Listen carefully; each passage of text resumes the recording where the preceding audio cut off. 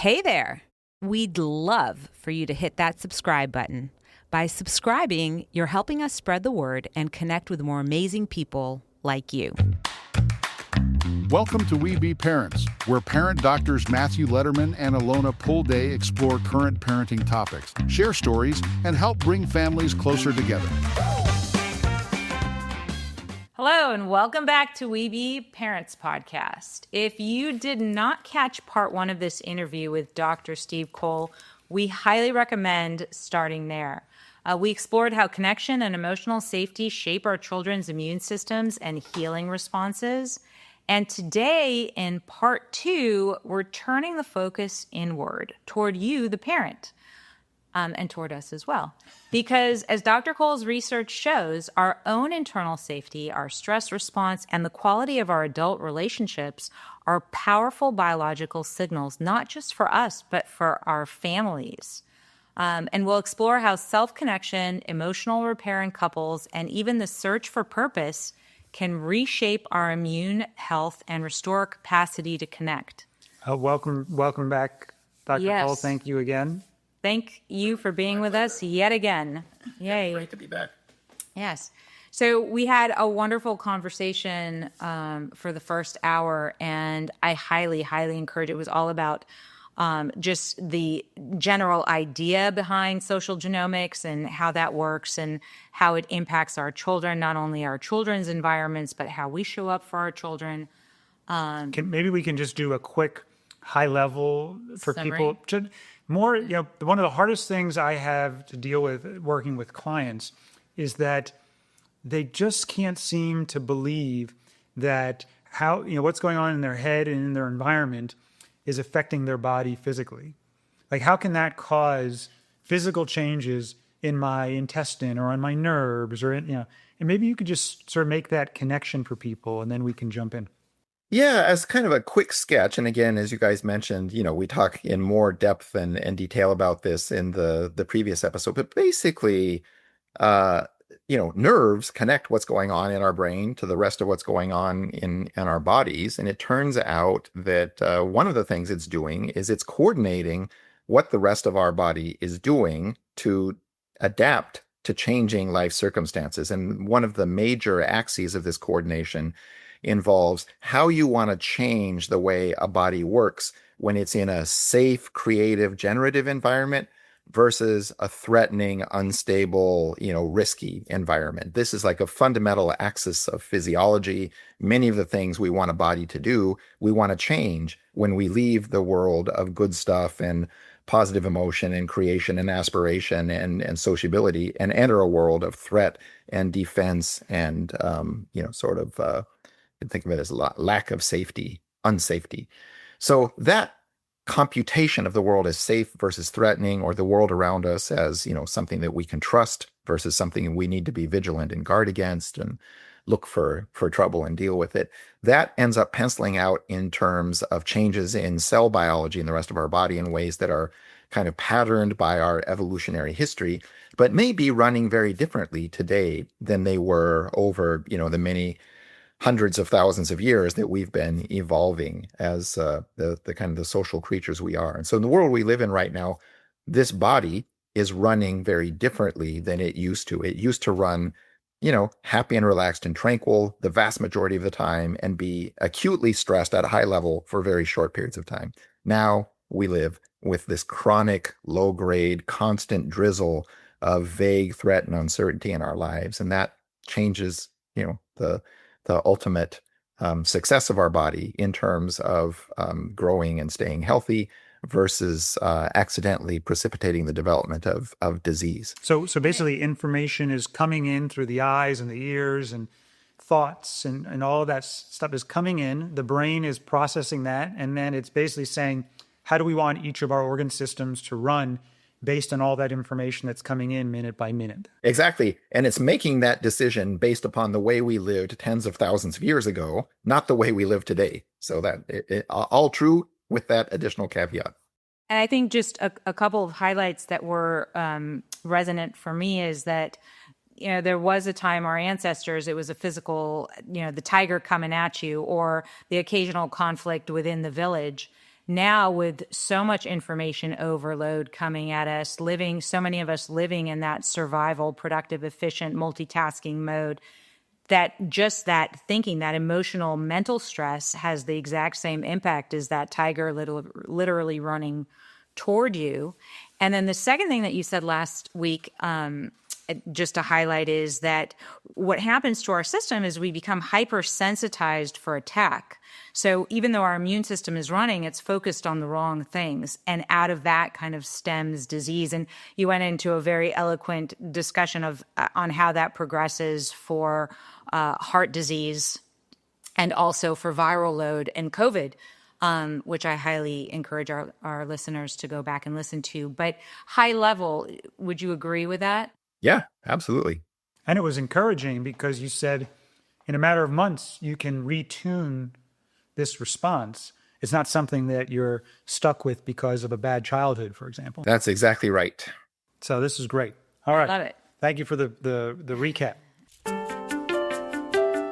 So if you've been listening to us for a while, we get a lot of questions about what to do in tricky parenting or relationship moments.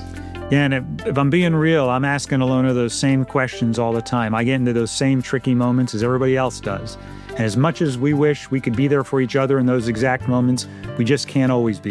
Yeah, that's why we partnered with the amazing team at Connectin to create something we truly believe in, an AI coach called Amari. And we didn't just lend our names, we helped build it and train it and brought in everything we've learned about emotional healing, connection, and communication. Yeah, we spent years training and learning, and we've created Amari, who is so calm and grounded, listens deeply and responds with warmth, clarity, and compassion. There's no judgment, no reactivity. In fact, we tasked our children with trying to get Amari reactive, and they still haven't succeeded. It's just steady support when you need it most. We use it ourselves all the time, especially when we feel stuck or overwhelmed. And Amari's really helped us pause, reflect, given us insight that helps us come back to each other. Yeah, we designed Amari to help you strengthen the relationships that matter most, starting with the one you have with yourself. And we are so excited that you can try it now at webeparents.com and click on We Be Connectin with a K to sign up. And when you have your Amari moment, please let us know, as we'd love to hear about it. You've shown that even perception, not just circumstance, can drive gene expression. What happens when someone begins to relate to themselves with more compassion or coherence, even if nothing around them changes? Well, the short answer, hopefully, is that a sense of threat will recede and a sense of trust or safety will increase. And a lot of that can stem from just more confidence in the worth or merit of who you are and what you're doing.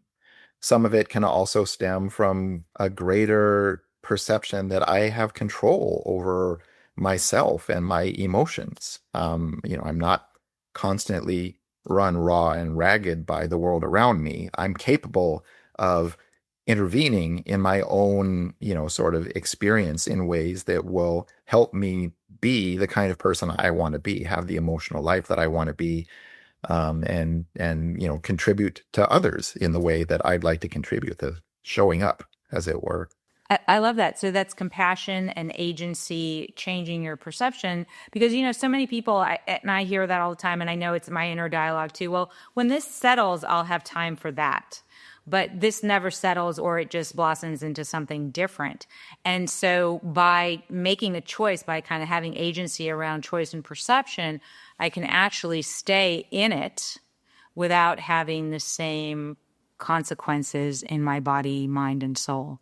Yep, that's right. And the other point is, it's never too late for it to be now. That it's easy to put off almost anything. It seems, sort of to be low cost. And many times we feel exhausted and like we just can't take on things now. What we often overlook is the power of, sort of, you can think of it as like mindfulness, this ability to recenter and recollect your attentional and energetic resources, which might now be, sort of distributed over a large number of different engagements, and kind of reel all those resources back in so that you can just do one thing right. Whatever that thing is, whatever you decide is at the top of your stack right now, doing that, doing it well, and doing it now is probably going to do better at moving you in the direction you ultimately want to go. And it's certainly more likely to create a short-term success or win. And that kind of reward that comes from the short-term success or win becomes a resource for the next thing that you're going to tackle after that. And it shifts your physiology towards safety. Yeah, especially that it gives you a sense of hope, and it gives you a sense of efficacy as well. So it has multiple positive effects in sort of shaping which of these biological modes our body are actually operating in. So parents who are listening, who have a list that goes out the door of things that they need to get done, to slow down, be present for one thing, do that well right now, not only helps them, but it probably ultimately models for the children and helps their children's system too. So it sounds like that's, even if you don't get to the rest of your list, the big win is slowing down and doing that now. Yeah. The big win is having any win. The problem with the big list is it's really hard to knock anything off that list. You're going to sort of amortize your efforts and your capabilities over a large number of things, none of which actually get totally done. And so, this idea of actually, I'm going to do one thing right and well, and the rest of it will just have to take care of itself for a while. That once you do one thing right and well and have a clear win, even if it's not totally done, but even if you just feel like, okay, this no longer needs to be on my immediate to-do list. I'm in a good place with this. And a lot of child rearing is that way. Child rearing is going to go on, for decades, right? I mean, we're not even going to be done with them when they're 30. We may not have the same kind of investments or sort of requirements, as those are definitely going to change with time, but kids will always be part of our lives. So that's not like raise my kid is not an item that's going to go off the list, right? And so this idea of like, okay, actually raise my kid is too big a chunk. Let's think about, what does my kid right now really need? And many times we get so caught up in, if I don't play the Mozart music, they're never going to Harvard or something like that. Whereas in fact, it's like the reality is they're going to be fine even if they don't go to Harvard, number one. And number two, what they really need right now is someone who will just play with them,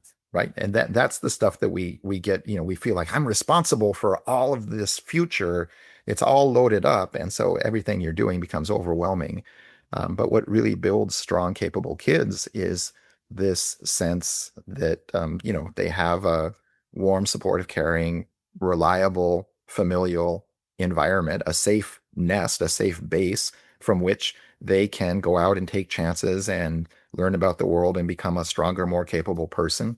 And that is a much bigger gift that you can give them than just playing them Mozart or 25 other, sort of enrichment things that you sent them to. That sense of security, that sense of agency, capability, that sense of being able to draw strength from the wisdom and strength of others around you. Those are the gifts that will actually end up structuring the kind of lives that we most want for our kids. And protecting or enhancing their nervous system and physiological state. Because for me, with these lists, when I'm sort of embarrassed to admit this, but I think of, I got to get the list done and then I'll be happy. Yeah, but you better start being happy now, because the list ain't never going to be done, number one. Number two, you want a happy kid. You don't want your kid to do what you just did, right? Would you give them this advice? Be miserable until you get it all done, right?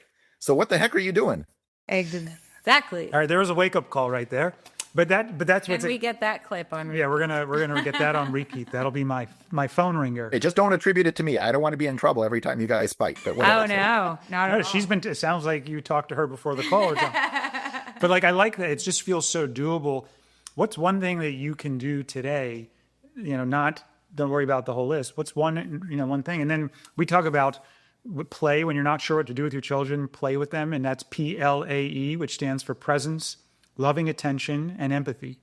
And if you can just do those things, and it sounds like you're saying a lot of that is really good for the nervous system too. It's not just... So is PLAY. So add that one to the list as well. I mean, that there's a brilliant, sort of neurobiological analysis of what we're doing when we play that turns out to be like we're rehearsing for all of life. We're learning how to use muscles to get things done. We're learning how to coordinate with other people. We're doing that in a way that has low stakes but high opportunity. So all of the above. Yeah. Can you talk about, we've shown that chronic conflict, emotional disconnection in relationships activate the same immune response as loneliness. And we talked about being lonely alone or being lonely in a marriage. What's the impact on couples? How does that relate to couples? Well, in a lot of different ways, but the most important way, remember that the linchpin of this physiology is this sense of trust and safety versus threat and insecurity. So, in a household, there is no relationship that matters more than the bond between parents in terms of creating, not just between them, but for the whole family system, the kids and even the more distant relatives, a sense of, trust and safety in this environment. So, this I think is one of the, sad but true, most central truths is that, how well you can maintain that relationship and its core sense of trust and safety, and collaboration, which is exceptionally important in child rearing. I think it's like obviously important for the biological well-being of the spouses, but perhaps even more so for the kids that are around those spouses who live if you will, the consequences of all of that, and who are basically imprinting on everything that they're seeing as a worldview, as a sense of what's possible or desirable or sort of virtuous and healthy. So that kind of biology doesn't just stay inside one body, right? It creates a kind of a cultural atmosphere within the family that ends up affecting everybody, even visitors. So if you're going through stress or rupture in a relationship, how do you blunt that impact on your children? Well, a lot of it has to do with making it clear that children are loved and will be safe in some weird sense, regardless of what happens between parents. So this is especially important in relationships that are suffering or actually deteriorating or going to the point of disintegration. Most parents know that even though they're fighting with their spouse, even though they think their personal relationship is irrecoverable, they know that they will still work together to do what is needed for these kids' well-being. It's very uncommon. It's not 100%, impossible. This does happen occasionally, but most of the time, even the most combative parents can still effectively co-parent somehow. They might be doing it as, sort of opposing silos with like a big courtyard between them, or sometimes it's much more warm and intimate than that. I don't think even in the most bitter divorce circumstances, you'll find any parents saying, I'm done with you as a kid, or I'm going to stop you from getting the support you need. So this often gets forgotten when people are preoccupied with navigating you can think of it as the interspousal relationship. And so, perhaps I would say the most important thing is to, quickly consolidate around this idea that, you as a child will be safe no matter what. We will always love you. That person that I'm not going to be with will always be your father. That person that I'm not going to be with is always going to be your mother. She, he did, they created you. You will always be part of them, and we will always love both of you. Consolidating that sense of kind of long-term safety, even amidst what sometimes are like necessary adjustments in what's happening in short term, which will, often include the rupture of relationships. It's completely doable. It gets done all the time, but it's just so easy to forget about when you're actually dealing with the frictions itself. So in the extreme version, this is another version of the slow down, talk to the people who are affected. Don't just look where the drama is, look where the quiet is, because that's often where the deepest pools of suffering are taking place, especially for the people that don't know how to talk about it, don't know how to think about it, are not, are suddenly shocked by the idea that a family could suddenly cease to be. So those you can think of as like extreme versions of this, but even, every intact, successful marital or spousal or co-parenting relationship is always going to have to contend with stuff that is qualitatively similar, even if not as quantitatively extreme. And so I do think that consolidating this basic sense of safety amidst overt friction is probably from a biological standpoint, probably the most important thing to do for everybody involved. Yeah, and that makes a lot of sense. What would you say to couples though they're functioning, and maybe even they've made that very clear to their children, but their own disconnection, or they might just not be, it becomes like transactional or comfortable or familiar, taken for granted, and they don't feel that deep connection. Does that still register as threat to them? And then if so, translate it into the family, and how do you kind of manage that? Yeah, that's a tricky one. I mean, the honest truth is we don't really know very well. There have been very few studies of this directly, so we don't know. I mean, the tricky part I described earlier in the previous episode is there's a disconnect between what's going on in our conscious minds and our thoughts that we have conscious access to and can talk about, and what's going on in our brainstem in terms of how we feel, in this automatic non-conscious sense. Is the world okay, or is the world not okay? So there's very surprisingly weak connection between those two things. There's lots of people that feel stressed out and overwhelmed all the time, irritable, but in fact, their brainstem says, hey, this is fine. It's like the way life is. And then vice versa. There's brainstems that are working really hard to keep everything together, even though the conscious mind says, yeah, this kind of chaos is normal. That's just the way the world is. I'm not particularly worried or whatever.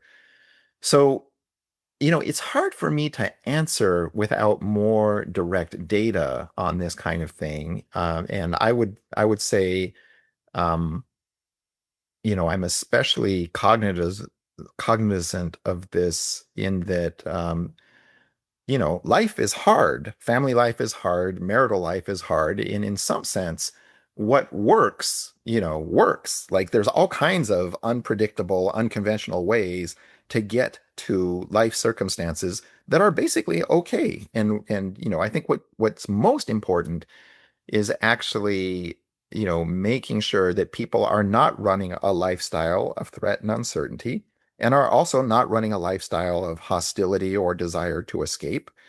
And, if that's what the slow disconnect, adds up to is one or two people in constant chronic threat and uncertainty, that needs to be dealt with, because that will, undoubtedly undermine not just your biological health, but will probably, like kids are great at picking up the vibes on this kind of stuff. Like I'm sure we've all heard of the stories of the kids that beg their parents to get divorced because it's just driving them crazy, right? So this is gonna, in a vibe sense, sort of transmit out to others. And so the stakes are pretty high on this kind of thing, but we also know that there's times when, not all of life will always be a honeymoon. And so there's times when actually this is fine, this is good enough, and this still, we're still able to work together to create the kind of life for our kids that they want to have and that we want them to have.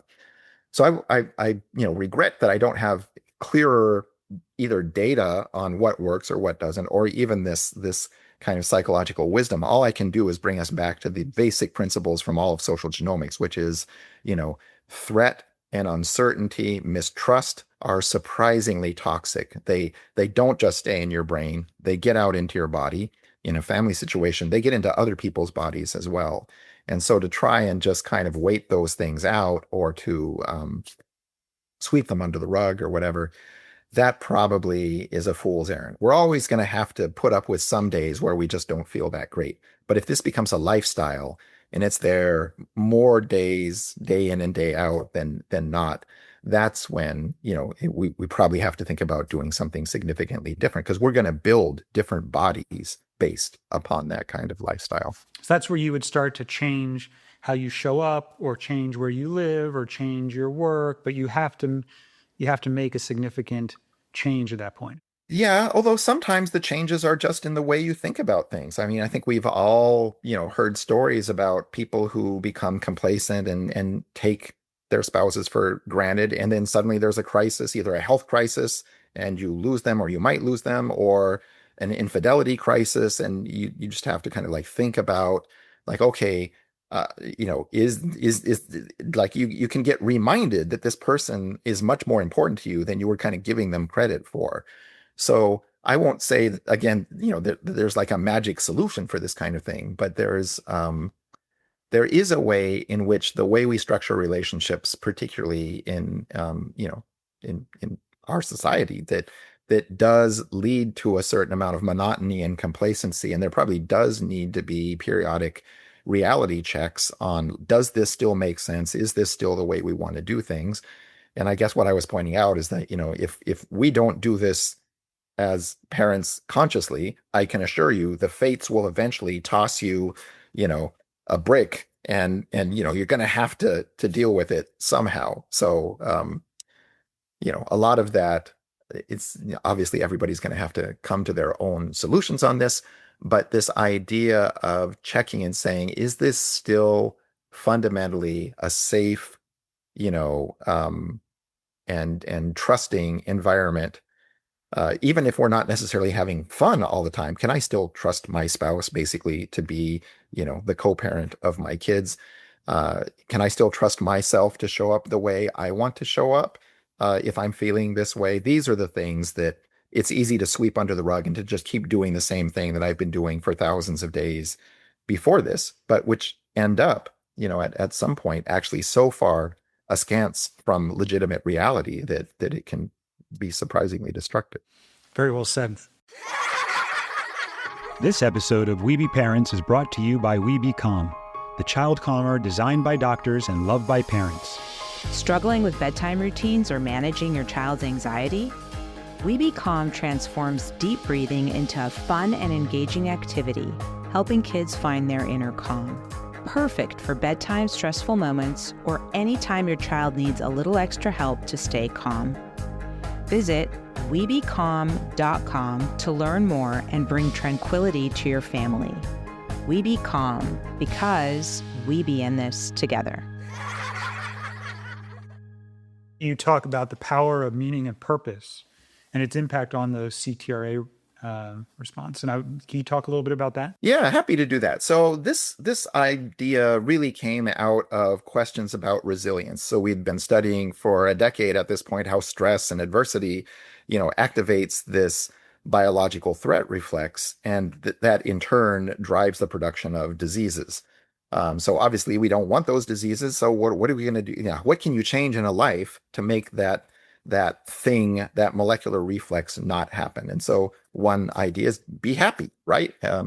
So I was, thinking about all of this stuff and talking to some happiness researchers that I happen to have gone to graduate school with, and they said, yeah, we're, happy to help you look at the effect of happiness on gene regulation the way you've been doing it with stress. You just have to tell us what kind of happiness you're interested in. And I'm like, what do you mean? What kind of happiness? Is there more than one? I'm a grant-funded biomedical researcher. I don't have that much personal acquaintance with happiness. Tell me, people, what is it I'm missing here or something? So there's, traditionally in happiness research, we distinguish between, you can think of it as this Epicurean version of happiness that comes from seeing beautiful sights and sort of hearing beautiful music or laughter in entertaining, whatever TV or movies, or just like feeding the simple kind of emotional hedonic machinery of our brains, they would call it. And then they say there's another kind of happiness that, this conception goes at least back to the ancient Greek, philosophers like Aristotle talking about eudaimonia, which is the type of happiness that comes not from, sort of feeding your own hedonic machinery, beautiful sights and sounds and tastes and all of that kind of stuff, but from doing something noble or virtuous for the world. It's the type of happiness that comes from transcending your own self-gratification and making some kind of essentially noble contribution to the world. It can be pro-social, but it doesn't have to be. It could be creative, it could be discovery based, all this kind of stuff. But it goes beyond just sitting there and sort of feeding your own brain happy sights and sounds. So interestingly enough, when we actually got a chance to look at these two types of happiness, it was really eudaimonic well-being, that second sort of happiness that comes from pursuing something noble or worthwhile or having some significant self-transcendent purpose, that correlated with lower levels of this kind of threat biology and this sort of molecular threat reflex that so promotes disease. So we were interested in that and actually spent more, and we're not even done with this yet, but spent about a decade trying to figure out why it was that having a strong sense of purpose or meaning in your life was exerting such leverage over this threat-related biology. We knew there weren't purpose nerves or hormones that were somehow directly influencing the cells. What seemed to be happening is that having a sense of purpose or meaning in your life was essentially in your brain vetoing stress responses that would otherwise have gone out into the body and activated this molecular threat reflex. So surprisingly enough, we know a lot about the brain circuitry involved in hoping and seeking and wanting these values, things like purpose and meaning. And we also, more obviously know about the kind of the brain circuits involved in threat detection and stress responses and driving this fight or flight stress biology out through our nervous system. So it turns out that, the way the human brain is put together, when you're doing something that you care about and you think is good and you really value, that leads this sort of self-conscious, self-aware, worrying stress threat system to say, okay, I'm doing the right thing. I don't need to, brace myself as much for injury. I need to just keep doing this other thing here. I need to kind of marshal my resources for doing good stuff, not spend all my resources essentially bracing for, the injury that's going to come in this bad situation. So this is a kind of a weird idea. I mean, when we think about therapeutic responses to suffering or injury or something like that, we often think reduce the suffering. One of the interesting implications here is like, you may not be able to reduce suffering, but you could enhance contribution. You could enhance, sort of seeking value. You could enhance helping other people. You could enhance doing something magnificent. And in fact, when we look at people who are diagnosed with life-threatening diseases, they often are shaken out of a certain kind of complacency because, most of us feel like we've got lots more days. And then when you feel like, hey, I may not have that many more days, people have to sit down and decide, how do I want to spend those days? And usually it's not just going to the same job and seeing the same people and doing the same thing and watching the same TV shows. Usually it's like, hey, if I've only got some days left and not infinite days left, I'm going to spend those doing something different. I'm going to spend those with the people I care about, doing the things that matter to me, and sort of sometimes discovering new things that I care about or matter in my life. Sometimes that's even just helping other people who are confronting the same kind of threat I am. So one of the interesting things you hear from people that encounter these life-threatening conditions is that they'll say crazy things like, oddly enough, cancer is the best thing that ever happened to me because it caused me to stop leading my life in this sort of pedal to the goal line way and caused me to have to, think about what I'm doing and why. And I stopped doing a whole bunch of stuff that wasn't that important, spending time with a whole bunch of people that didn't really matter that much to me. And instead, I doubled down on the things that really mattered, and my life has been way better since then. That doesn't make my disease go away. It's not magic, but at this point, I'm living better than I did before I had cancer, and I love it. So it sounds crazy. It sounds like a too good to be true story. Happens all the time. And it even happens as people get older, as the number of days we feel we have left shrinks. Our investment in the people and the causes that we care most about generally grows. So people at old age often experience higher levels of emotional well-being, even when they've got disease or physical limitations that are related to age. They're often nonetheless happier because they've invested more of themselves and their time in the things that really matter. And what we know is that from the neck down, the rest of the body can feel that same glow. Like when we're doing what we care about, that threat biology basically gets shut down, not 100%. It's not like it's completely gone, but it gets throttled back a huge amount, and we run basically a healthier cellular and molecular body than we would have otherwise. So I love that. It's like you were, like you were telling me before, stop waiting to finish the to-do list to be happy. Pick something important off the list and be happy right now. I wonder if there's a way. Is there a way to help children access this? Is there, meaning of friendship, being helpful, being like, what would you say to parents who want to support their children to experience this type of shift? Mm-hmm. That is a great question. There's relatively little research on this right now because we often think of children as invalids, but in fact, they are not. And they're, in fact, when you watch very young children play, you realize surprisingly early, they learn the power of helping other people, of doing good things for other people, because if you do that, they will play with you. And life is pretty boring if you don't have anybody to play with. So very early, kids learn about social routes to their own self happiness and satisfaction and positive emotional states. Eventually, and that actually ramps up very continuously into adolescence. That's why adolescents leave their families, right? And much to the consternation of most parents. It's like, wow, like they don't talk to me anymore. They're always out of the house doing this other stuff. Or sadly, these days, they're always online with other people. But be that as it may, they are doing this stuff because that is where they get the feedback in the world, in the currencies that they actually care about. But it is very much about feedback. If those things were not providing happiness back to them, they wouldn't be doing them.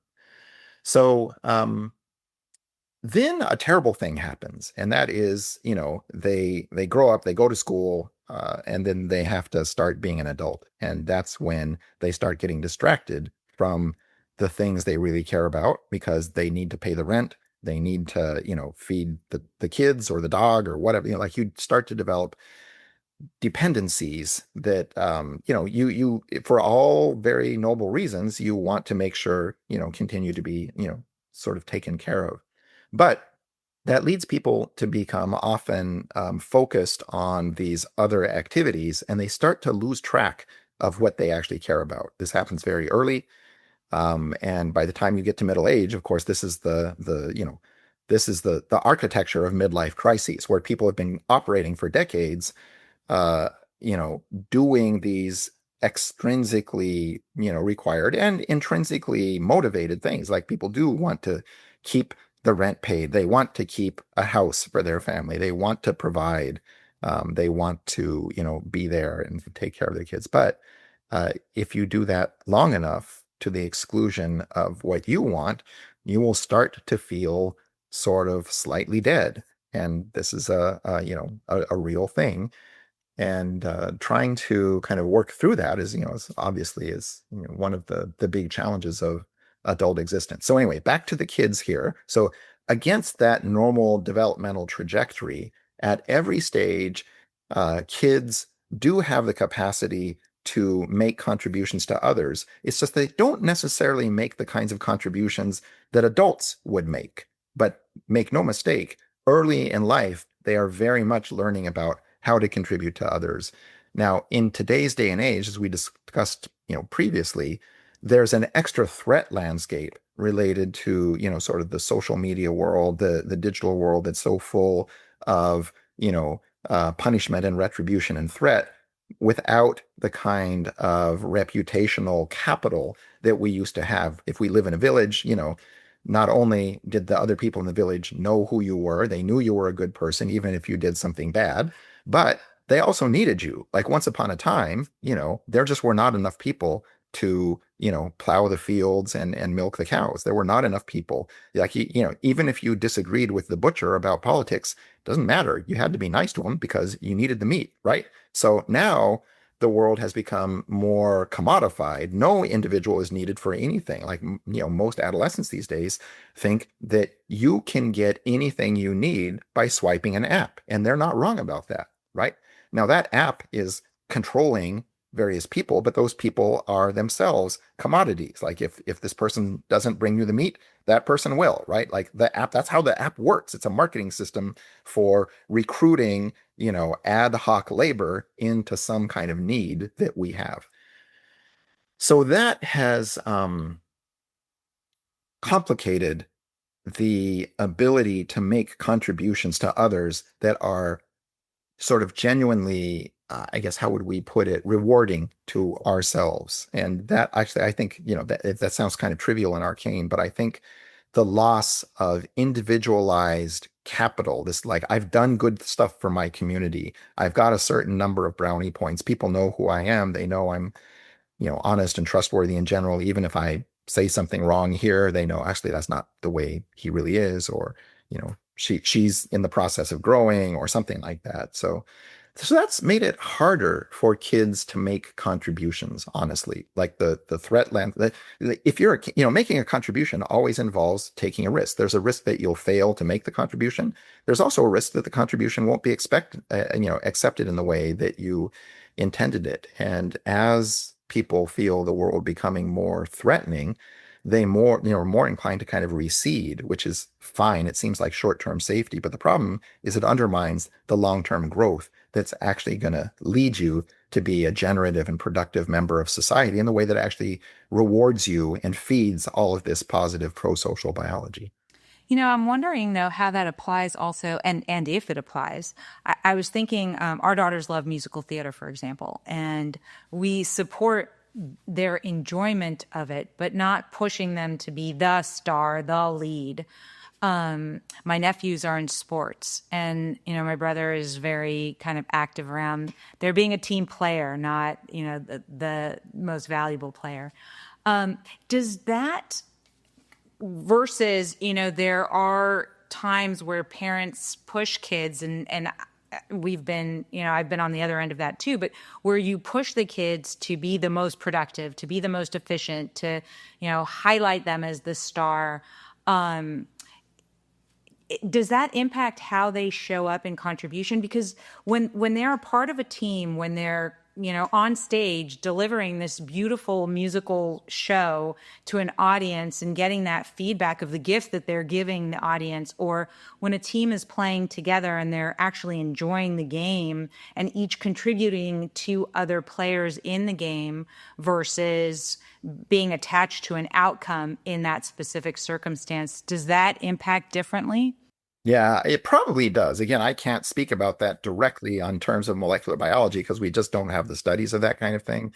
But if you think about that fundamental proposition I talked about earlier, where it's really about, sort of some combination of trust and safety and making a contribution to something that you value a lot, that it will likely unfold in different ways, especially if kids are being extrinsically motivated. There's some kids that just love the game, but there's many kids that are told they love the game and they want to make their parents happy and that kind of stuff. And there it's tremendously fraught, because if you don't love it yourself and you're really doing it for somebody else, and that other person is very, demanding and themselves need, validation and success through their children as a vehicle, I mean, that is a situation where, both individuals' sense of self-worth is placed at risk by virtue of the fact that they've kind of outsourced it to somebody else. The kid is outsourcing their sense of self-worth to parental approval. The parent is to some extent outsourcing their sense of self-worth to their children's performance. that, is a classic problem in both directions, because you cannot control your own outcomes. And that, in turn creates all kinds of friction between people and all kinds of conflictual motives and things like that. So it does seem like that would be a very, kind of difficult lifestyle. And we see this, anecdotally in the lives of child stars of all sorts, sports and entertainment being two examples where, typically the adult outcomes are not great. There's a lot of casualty stories that come out of that lifestyle. And it certainly does not create a kid who has a sense of, unconditional safety in their house. In fact, if anything, the most dramatic, antithesis of that. Yeah, that makes a lot of sense. But we're getting to the end here, and I'm wondering if there was one thing that you wanted parents to leave with, for their relationship or as with kids. Is there anything that you would say, hey, if there's one thing other than get rid of the to-do list and just pick one thing, I got that one already. What would be the one thing or something that really stands out for you? I think the one things that stand out for me, one of them is, always remember that there's this fundamental, sort of thermostat in our non-conscious brains asking every minute, are we safe? Is this a trustworthy world that I live in? Am I okay? Are things unfolding the way that I want them to?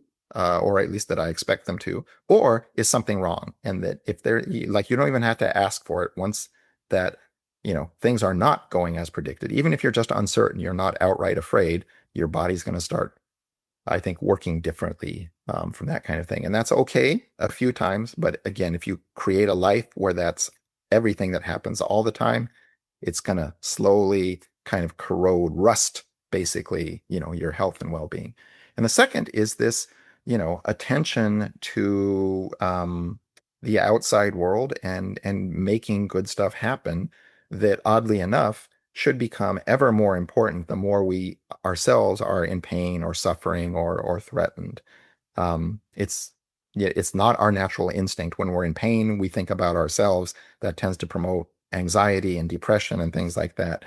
One of the most reliable way out of that is to be able to redirect your attention to someone else or something else that matters to you and that is a worthy competitor to your own sense of, regret or insecurity. So being able to make contributions, even in times when you're feeling weak or beleaguered, is a surprisingly powerful therapeutic response to, individual, sort of misfortune and disadvantage. Thank you so much, Dr. Cole, for being on our podcast. We have been so honored to have you, and this has been so powerful on so many levels. And we just really appreciate you joining us today. Yeah, thank you so much. We really appreciate it. Sure, it's my pleasure, and good luck to you and all the work you do. Yes, thank you for the work you do, and keep it up. We love it. Your experiences and feedback are invaluable to us. Please email us at parents@webetogether.com with your own cheers and tears, as well as any questions or stories you'd like to share. And we'd love for you to hit that subscribe button. Bye for now.